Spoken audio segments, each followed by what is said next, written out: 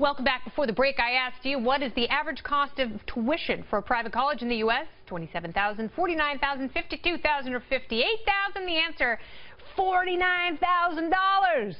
That's just for 1 year. Whoo! That's a lot of shifts at Starbucks if you're an art major or sociology. Or pretty much anything. All right, the cost of college tuition has risen by over 400% in the past 3 decades. But the laws of supply and demand are finally forcing schools to rein in costs. A booming job market means fewer people are going back to school to learn new skills, and lower birth rates have reduced the number of college-age students by 7% between 2009 and 2016.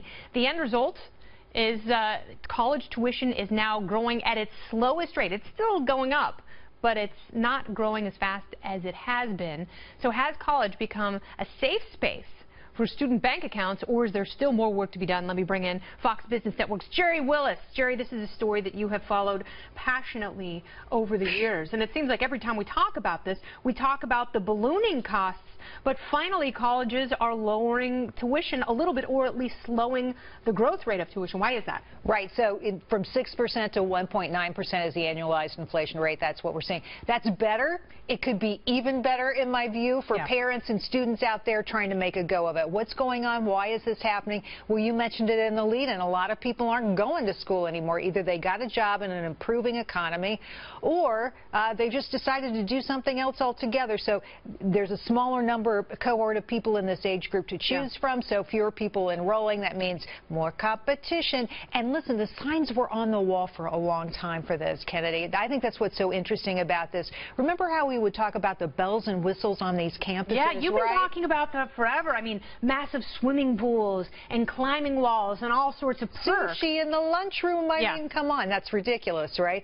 But that's because these schools are all fighting for students and trying to get a piece of the action. We didn't see it as that when it was happening necessarily, but that was really what was going on. And remember, we have more and more students out there that are really negotiating their prices for college now. That's something you can do. You know, if you're tuning in tonight, I highly recommend, don't call it a negotiation. You're very nice about it. You say, I'd like to have a conversation about how much my family is paying for and this how much we can afford and what we'd like to get out of it, because part of it is the return on investment. But like you said, college rates sort of peaked in 2010. That's when the most people were going to college, and that was close to when the Great Recession started.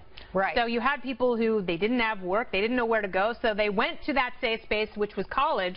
But it's actually a good sign for the economy that there are fewer going. You bet, it sure is. It's absolutely a good sign for the economy that people are going back into the workforce. But I have to tell you, these schools need to get with the program, and to become really efficient, what they need to do is take out a big fat layer of bureaucracy. These folks running these schools are making more than ever before, and the proportion of people. That's where so many of the costs go. It's to that bloated administration, school after school. It's not instruction. It's not the professors who are taking up the big bucks here. It's the assistant to the assistant to the adjunct to the, you know, at the end of the day, you're talking about bloated costs, and that really needs to come down. And I'm sorry, do people really need sushi?